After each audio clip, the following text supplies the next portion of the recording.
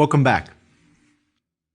This lecture I want to talk about the novels of Joseph Conrad as a complement to the thought of Dostoevsky, and also in some ways an important rival and an alternative picture of how modernity can think about evil.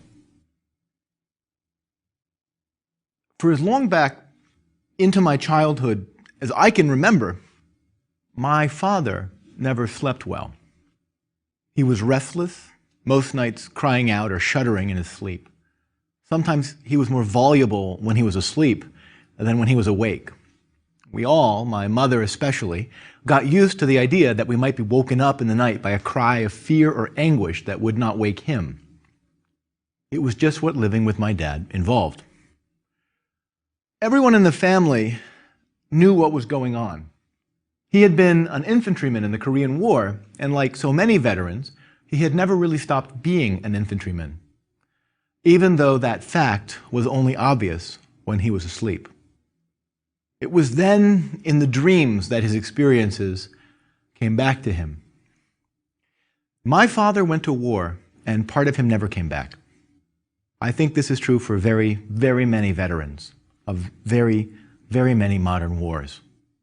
The experience of modern war is so extreme, the relentlessness of fear, the intensity of combat, the savagery of what combat meant, the sort of things that a machine gun bullet or an artillery shell can do to a human body. All these phenomena are common in combat, and soldiers quickly acclimatize themselves to them. But once they are so acclimatized to these extreme experiences in war, afterwards, many of them cannot get back to the condition they were in before. The gap between their experience of war and the experience of modern life without war is so vast and so apparently unbridgeable that there seems no way to move smoothly from one to the other. And so many veterans never do, simply developing a new mode of living when they come back to the world from the war, burying their experiences and the selves they became in the war deeper than they bury their uniforms and their medals. I vaguely knew all of this as a child. In some inchoate way, it was there in my experience.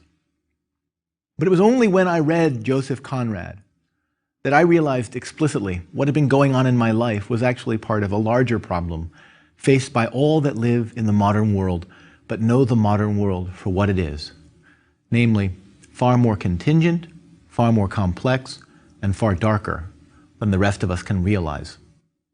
This lecture is dedicated to making sense of Conrad's vision of the fate of those who have known evil in the modern world, and making sense of Conrad's question, the troubling thought he puts in our minds, that those who know this evil, who have experienced these traumas, may stand in some fundamentally estranged way from our experience, from our lives, and from the world that we inhabit, so that the lessons they have gained and the wisdom they have acquired is completely incommunicable, untranslatable to those who might learn something from it.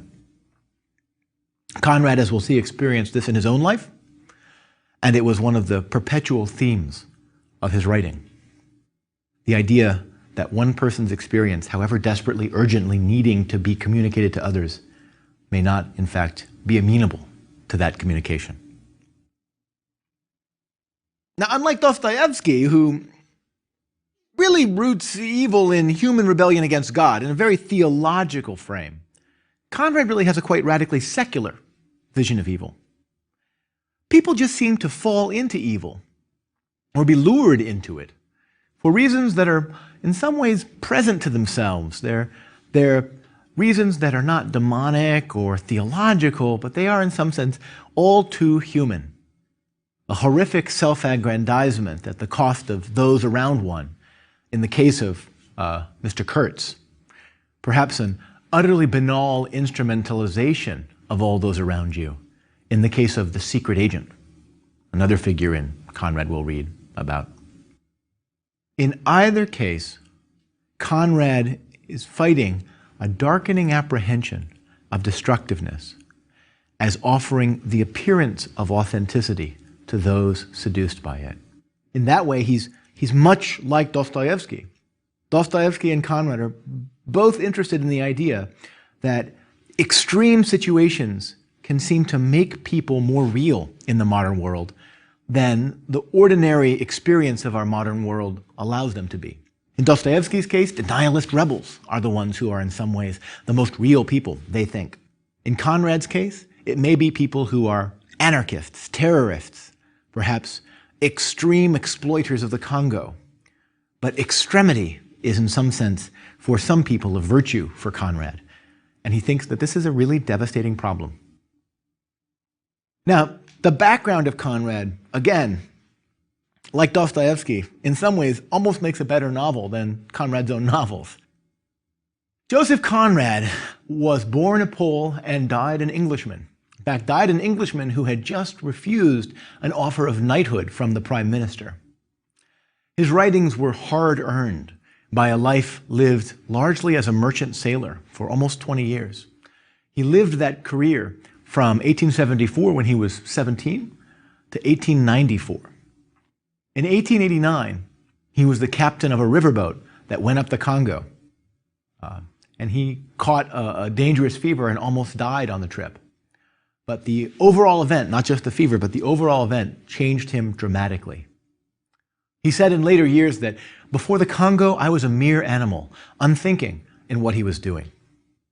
It was in seeing the savagery of what Europe, in the form of Belgium, was doing in the Congo, the kind of horrifying exploitation of human beings and complete senseless destruction of nature, that made Conrad wake up to his reflective humanity and begin to wonder why, in fact, humans are like this. He'd always been writing, but he began writing more seriously. And over the next few years, after 1889, he began to take more seriously the idea of a career as a writer. In 1894, he leaves the sea behind for good. He will go on boats, but he won't be working on them anymore. His work as a writer took a long while to find an audience. But by 1910 or so, he was beginning to make enough on his writing to live comfortably from then until the end of his life in 1924. He grew in fame over the next 14 years, but was always seen as somehow outside the traditional canon of English literature, somehow not entirely proper, not entirely polite. And even now, perhaps he still is. His works are more often read not by literary theorists, but by journalists and political writers, spies, and special envoys of the government. Find his work and the way that it involves both large geopolitical forces and actual vivid human characters to be enormously enriching. Now, Conrad wrote several incredible books in order to think about the character of evil in modernity. By and large, those books are still importantly unread. The one we read most is Heart of Darkness. But I got to tell you that even today, in my classes, when I try to teach Heart of Darkness, the students will watch a movie like Apocalypse Now and think that effectively they've seen the movie version of the book and try to convince me that that's adequate to understanding what Conrad is doing. That's just not true. You really ought to read Heart of Darkness. The novel itself, the novella, is well worth your attention. In it, he asks two basic questions. First, whether the modern mind has the capacity to confront evil, and second, whether the modern mind can communicate that experience to others. We understand the first question. We see that the Heart of Darkness is really about whether or not we can encounter the Heart of Darkness. But it's hard for us to see that the whole extra layer of the story, the story of Marlowe's attempt to communicate the experience he had, is just as important to Conrad. So I want to play that up here. Because basically the plot of the story is very simple. It's a boat trip. But be careful. Don't be sent up the river by the linearity of the story. It's not just the story of a boat trip. It's the story of someone on a boat attempting and failing to tell the story of another boat trip. Conrad, that is, uses some very complicated techniques, both in its style and its structure and the imagery of the book, in order to communicate a very complicated moral vision. The book is effectively Charlie Marlowe, who's a repeating figure in Conrad's novels. Effectively, it's a story that Marlowe tells of his own experiences in the past, in Central Africa. But he's telling it to a bunch of his friends on the Nelly, on a yacht in the Thames. And he's trying to tell them about an experience that seems completely unconnected from the experience that they are having at that moment.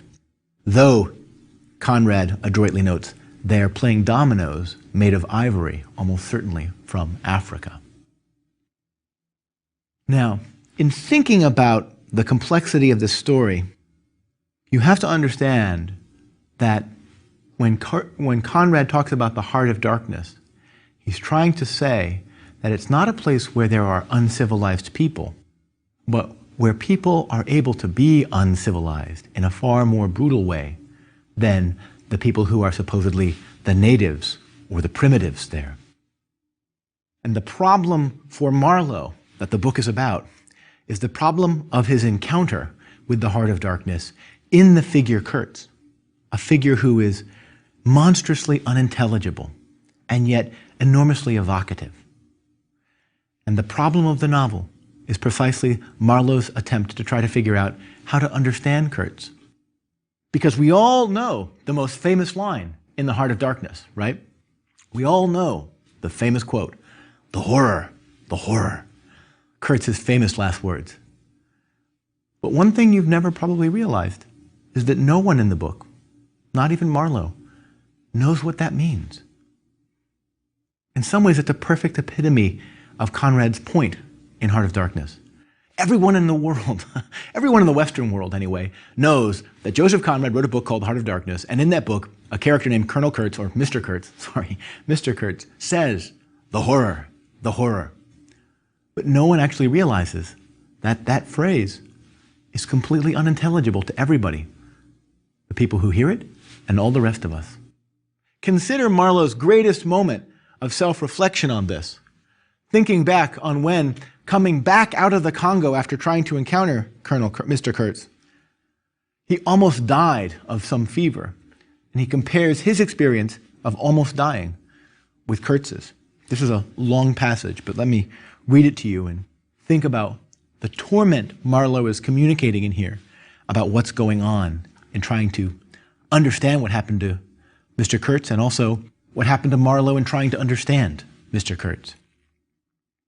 "I was within a hair's breadth of the last opportunity for pronouncement, and I found with humiliation that probably I would have nothing to say." Right, unlike Kurtz, who had something to say. "This is the reason," Conrad goes on, Marlowe goes on, "this is the reason why I affirm that Kurtz was a remarkable man. He had something to say. He said it. Since I peeped over the edge myself, I understand better the meaning of his stare that could not see the flame of the candle on the table beside him, but was wide enough to embrace the whole universe, piercing enough to penetrate all the hearts that beat in the darkness. He had summed up. He had judged. The horror. He was a remarkable man." Think about Marlowe. He keeps coming back to this phrase, the horror. He keeps repeating it. He says, Kurtz is a remarkable man. But he keeps clearly being befuddled by this phrase. He knows it means something, but he doesn't know what. After all, and this is his attempt at trying to figure out what it means, after all, this was the expression of some sort of belief. It had candor. It had conviction. It had a vibrating note of revolt in its whisper. It had the appalling face of a glimpsed truth, the strange commingling of desire and hate. And it is not my own extremity I remember best. No, it is his extremity that I seem to have lived through. True, he had made the last stride, he had stepped over the edge, while I had been permitted to draw back my hesitating foot. Marlowe is kind of stuck with a kind of survivor guilt here, isn't he? There's something about Kurtz that's overwhelming for Marlowe, but again, completely unintelligible too. Now Marlowe will try to make sense of this. He says, "Perhaps in this is the whole difference. Perhaps all the wisdom and all truth and all sincerity are just compressed into that inappreciable moment of time in which we step over the threshold of the invisible. Perhaps. I like to think my summing up would not have been a word of careless contempt. Better his cry, much better. It was an affirmation, a moral victory paid for by innumerable defeats, by abominable terrors, by abominable satisfactions. See, Marlowe's still trying to figure out what it was that Kurtz meant by this phrase. But he's convinced, as he says, but it was a victory. That is why I have remained loyal to Kurtz to the last, and even beyond. When a long time after, and here he's telling us a story he's about to tell again, after I heard once more, not his own voice, but the echo of his magnificent eloquence thrown to me from a soul as translucently pure as a cliff of crystal. For Marlowe, there's a purity, a sincerity, a terrible sincerity in Kurtz. He's a person who can see. Marlowe's vision is clouded, but he knows enough to know that Kurtz's final judgment is one that is in some important way not appropriate for everyone to hear, and especially not for Kurtz's intended, what a great title that is, his fiancée, to hear.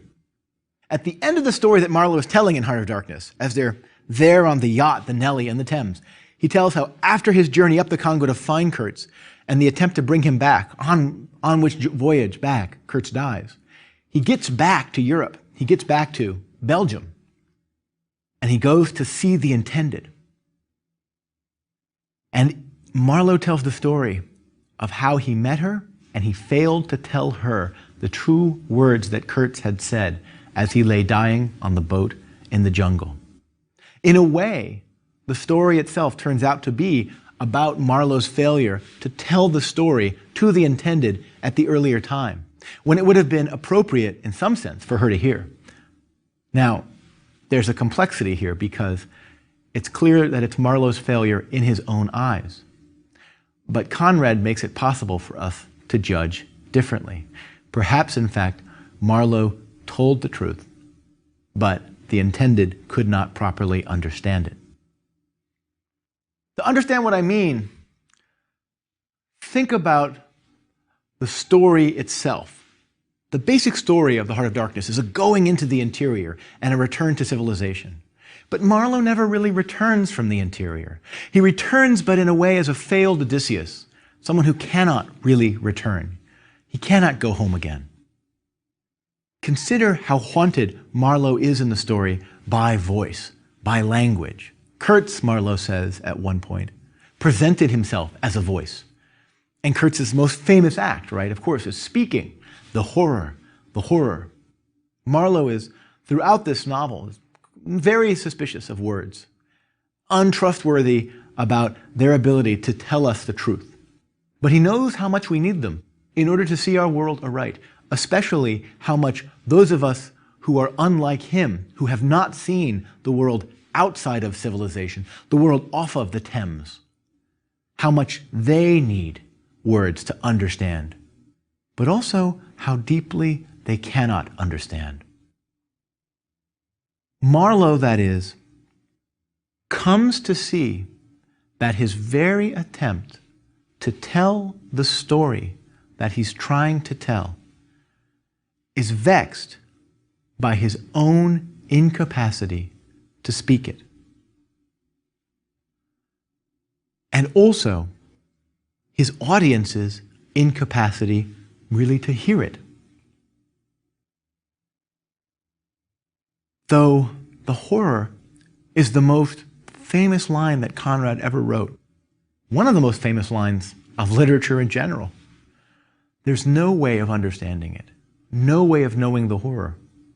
Because, Conrad suggests, like Marlowe's listeners on the boat, we are so distanced from the sources of that experience that we cannot comprehend Kurtz's cry. The experience itself is far beyond our experience of the world, our ordinary, normal, civilized, decent, 9-to-5 experience of the day, the world. It is connected, this cry is connected in no real living way to the world we inhabit. That's not to say that we're totally disconnected from those realities. Like I said, the people on the boat are playing with dominoes made in Africa. Conrad's book contains a powerful if subtle critique of the way that we live like parasites off the animal suffering and the sweat of others. Marlowe's experience of the natives, right, in recent decades has been accused of being terribly racist and imperialist, but in fact, he's as far from colonialist as it would be possible to be for a 19th century European. He suggests, right, to his friends there on the Thames that the disquieting thing about being around the natives was not their distance from him or their strangeness from him, but their essential similarity. The suspicion, he says, of their not being inhuman. The suspicion of they and I sharing a common bond. But Conrad's book is not really ultimately interested in rubbing our noses at our guilty complicity with criminal brutality, as it is in making us confront our inability in our civilized world to say anything in response to that brutality, because our lives in modern civilizations are lived at a comfortably numbing distance from those realities. Hence, we remain blissfully ignorant of them. Marlowe's problem, then, of someone who has seen the extreme, comes back to the center of civilization, in some sense, and tries to tell people about what the edge is like, about what the heart of darkness is like, is a problem that many people, war veterans, death camp survivors, extreme survivors of trauma, many people have faced in our world and find it hard to figure out how to communicate to us what they were trying, what they went through, what they had to endure. When Kurt says the horror, he obviously names something. But what? And what are we to say about it? We want there to be a clear distinction between good and evil in the story. Somehow, somewhere, we want Kurtz to have gone wrong and kicked off the earth, kicked away the constraints of human nature. One of the reasons Conrad's work is so powerful to us is that it directly contests the claim. It challenges our belief in the easy distinction of good and evil. Conrad, in a way, is a good student of Nietzsche. He suggests that Kurtz is, in some important way, beyond good and evil. He's looking at the deep source, as it were, of both of our poles of moral experience. The thought that Conrad, through Marlowe, is trying to place in our minds is simply that Kurtz may well have seen more deeply than the rest of us about the reality of our world. Marlowe has had some echo of that, but he finds it impossible for us to communicate. He finds it impossible to communicate that to us. But there's a real question as to Marlowe's status, the final ability of him to tell this truth in the book. Because maybe he can tell it, but we can't hear it. In the final scene, the interview with Kurtz is intended again. The final scene of the story he tells, he thinks he has walked out by lying to her about what Kurtz said. You know why? Because he says the last thing that Kurtz said, the last words Kurtz spoke were, "Your name." Marlowe reads that as a lie. But what if, in fact, Conrad is playing a very nasty joke on all of us intendeds here in civilization? What if, in fact, despite what Marlowe thinks he's saying, Conrad is making him say that the intended's true name, in fact, is the horror? What if, in fact, which is the really disquieting thought of the heart of darkness, what Marlowe discovered is that the brutality that is marked out at the edge of civilization actually is no more brutal than the brutality that lies at the center of civilization. Now, the question of the apprehensibility of evil, framed by Heart of Darkness, is carried further by Conrad's later and astoundingly prescient novel, The Secret Agent. This is one of the most amazing and underread books of the 20th century. It's really perhaps, I think, the most vivid depiction of the logic of suicide terrorism that we have in our world. And if more people in geopolitics read this book, it would be a more interesting world and possibly a safer one we lived in. The plot story is relatively simple. There is a Mr. Verloc who runs a grocery in London, and he is ordered, in fact, by his masters, who are spies disguised as diplomats in a foreign embassy in London, that in order to provoke the English into arresting that foreign power's dissident exile anarchists who have made London their favorite home for exile, Mr. Verloc, who is after all the secret agent of this foreign power, who is never really named in the book, but it's clear that it's Russia. Mr. Verloc must undertake an act of terrorism so grotesque as to compel the English to respond by basically rolling up all of the exile networks in their capital, right? Because now those exile networks have apparently, so the English will be led to believe, the foreign power hopes, these exile networks have apparently started bombing things in London. So Verloc's target to provoke this backlash will be a sign of global civilization, the Greenwich Observatory, right? That is the central navigational point for understanding the spatiality of the world. All longitude stretches out from Greenwich, and also all the effective hour time zones. Verloc undertakes the mission, but accidentally, in the process of doing so, kills Stevie, his mentally handicapped brother-in-law. Stevie wanted to spend more time with Verloc, especially on this day, and Verloc's wife prevailed upon him to take her brother on a special trip. So Verloc took Stevie with him to bomb the Greenwich Observatory. And at one point, he gave Stevie the bucket containing the bomb, which he was supposed to place by a tree. And Stevie was walking over there, and he tripped and fell, and the bomb blew up.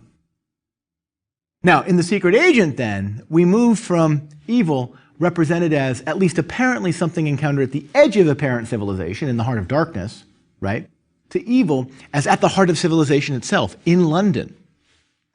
The question here is whether the desire to destroy civilization as something wrong and sterile does not exist as a cancer at the heart of civilization itself.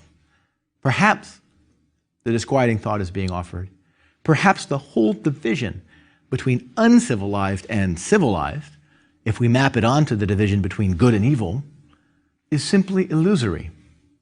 Perhaps, in fact, the idea of civilization itself needs to be rethought. Perhaps it gives us only a more subtle version of cruelty and evil. We weren't really able to believe these stories when Conrad told them to us. We still believed that advanced civilization had progressed, had gotten over the cruelties and brutalities of the past, that it had been set anew on a solid, enduring foundation of intelligence, truth, decency, and beauty. And development was going to happen everywhere. War was not supposed to be a part of our world. War was not supposed to be a part of the 20th century. So in a way, the 20th century was a long, slow process of learning again and again and again the lesson that Conrad, at the end of the 19th century, tried to teach us before it was too late. And that lesson, one formulation of that lesson is, we may be able, for the moment, to outsource our darkness, to shunt it off to some faraway corner of the world, whether the Congo or Iraq or the Amazon or the East End of London, for distance is not merely geographic. But it remains our darkness. And when we finally find it out there, we will see that it in fact has been with us in here, unacknowledged, all along. Now, in the next lecture, we're going to turn to someone who, actually has some interestingly overlapping parallel theoretical ideas to Conrad and Dostoevsky. Someone whose thinking on evil has often been represented as quite terrifying, and I think actually for very good reason. And that is the psychoanalyst Sigmund Freud.